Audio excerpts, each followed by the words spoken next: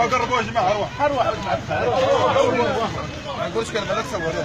ايه اصور. ها بسم الله الرحمن الرحيم، الحمد لله والصلاه والسلام على رسول الله.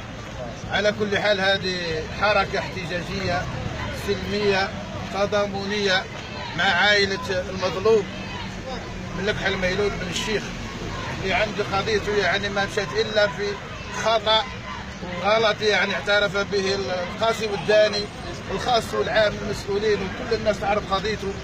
هذه عندها 9 اشهر ايام قبل عيد الاضحى راح الطفل يخرج باش يشري عيد على روحه، جاتو على وداني باللي راه مسجل عند الامن مشى بنيه باش يصحح الاسم تاعو، ولكن لقى روحه في حي صريص. هذه 9 اشهر وكل واحد يقر ويعترف باللي راه باري خطا غلطه وقاعد مسكين يفوت في الايام والشهور وكذا. الناس والعائله تاعو يعني تضامن عندهم، شافوا باللي القضيه هذه طالت والتي لا مبرر لها.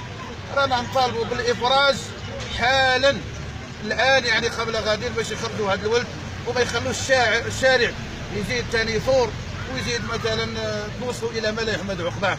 وهذه رساله من عند الشعب تاع المنيا على كل حال، والشعب خاصه الناس متضامنين مع هذا الانسان المظلوم ان شاء الله. رساله للمسؤولين باش يتقوا الله في انفسهم ويعرفوا باللي راهم خالطين في هذه المساله وراهم معترفين بها ويفرجوا لنا على الطفل يعني اليوم قبل ما يصرى الشيء اللي انا ما نتمنوه والشيء اللي ما نتبغيه. بارك الله فيكم.